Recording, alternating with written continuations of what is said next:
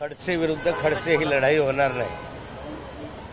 रोहिणीताई खडसे किंवा मी तर माझ्या प्रकृतीच्या कारणासाठी फार पूर्वीपासूनच डॉक्टरांच्या सल्ल्यानुसारच निवडणुका लढवू असा स्वरूपाचं एक धोरण घेतलं.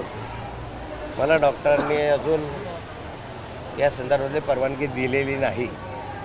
त्यामुळे मी रावेर मतदारसंघामध्ये उमेदवारी करू इच्छित नाही.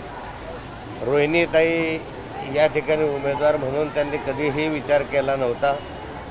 त्यांनी निव्वळ विधानसभा लढवायची या हेतूनच गेले 4-5 वर्षापासून काम करता आहे. त्यामुळे रोहिणीताईसुद्धा रावेर लोकसभा क्षेत्राच्या उमेदवार नाही.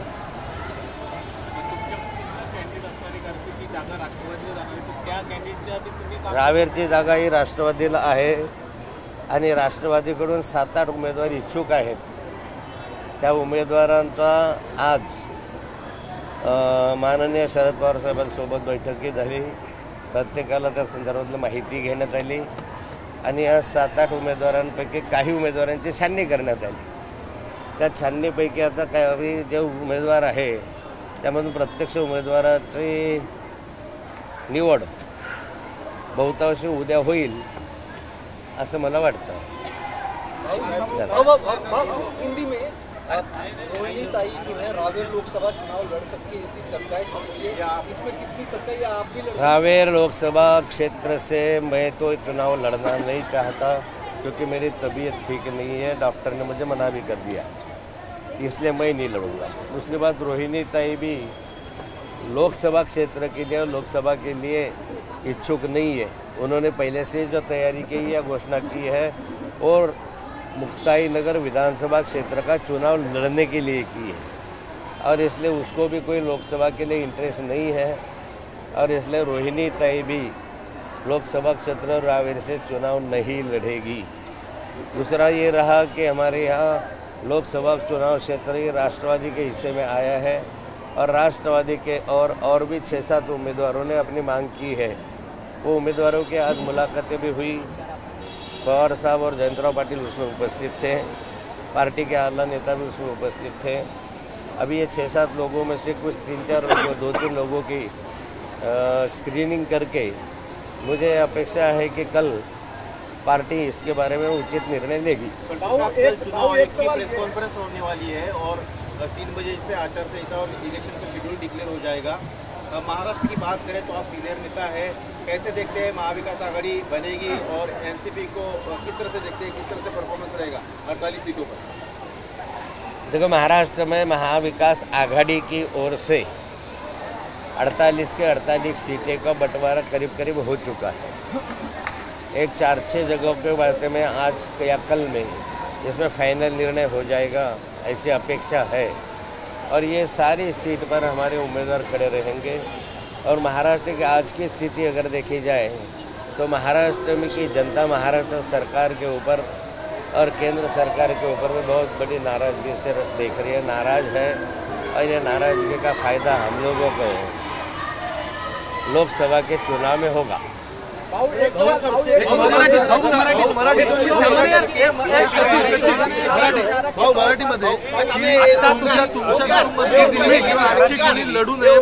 म्हणूनच फक्त भाजपने रक्षा खडसेंना तिकीट दिलं का? कारण एक चांगले उमेदवार तुम्ही ठरू शकला असतात तुमच्यापैकी. खडसे विरुद्ध खडसे संघर्ष होऊ नये म्हणूनच रक्षा खडसेंना तिकीट दिलं असं वाटते भाजप. ह्या अशा अनेक कथा आता जन्माला येतील, त्यामुळे अशा कथांवर काही विश्वास ठेवू नका. असा कोणताही नाही. पार्टीचा निर्णय असतो आणि पार्टीच्या निर्णयाने त्या लाईननेच आम्ही काम करत असतो. आता रावेरची सीट भाजपसाठी जास्त सिक्युअर झाली असं वाटत नाही का तुम्हाला? कारण इकडे अजून मला असं वाटते की उद्या उमेदवार घोषित झाल्यानंतर तुमच्या असं लक्षात येईल की सामना अत्यंत चुरशीचा होईल आणि त्या ठिकाणी एनसीपीचा उमेदवार निश्चित विजयी होईल. या स्वरूपाचाच उमेदवार आम्ही उद्या देणार आहोत. उद्या उमेदवार दिल्यानंतर हे प्रश्न तुमचे जे आता विचारतात त्या प्रश्नाला उत्तर आपोआपच मिळेल.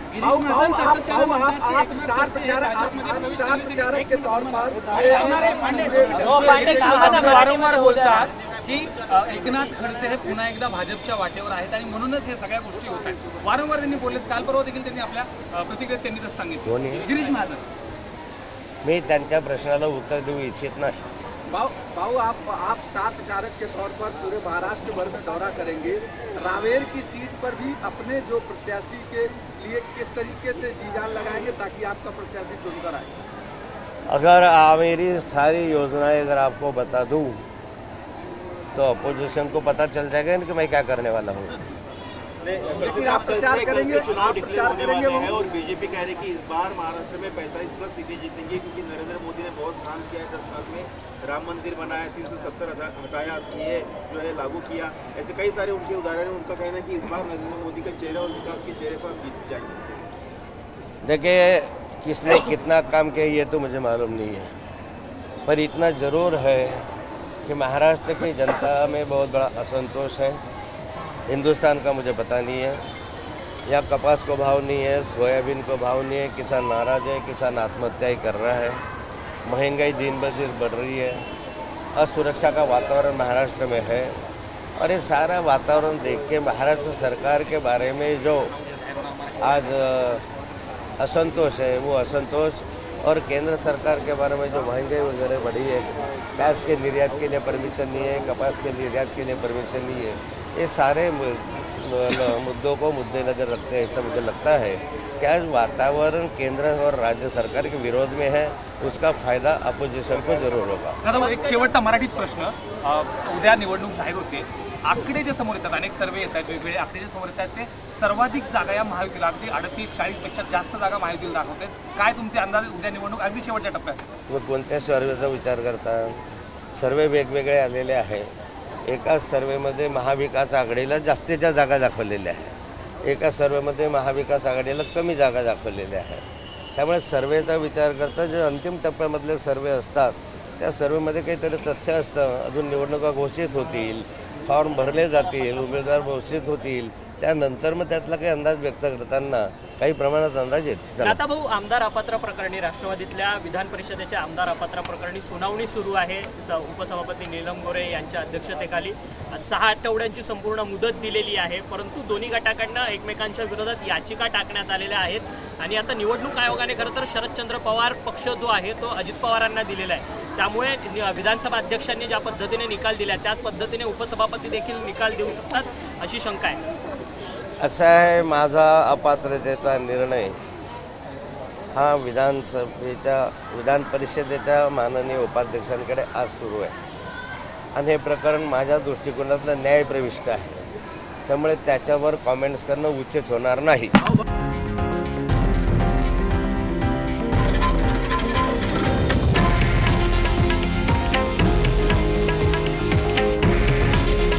हे आहे देशातील नंबर 1 न्यूज नेटवर्क आणि आपण पाहत आहात TV9 मराठी.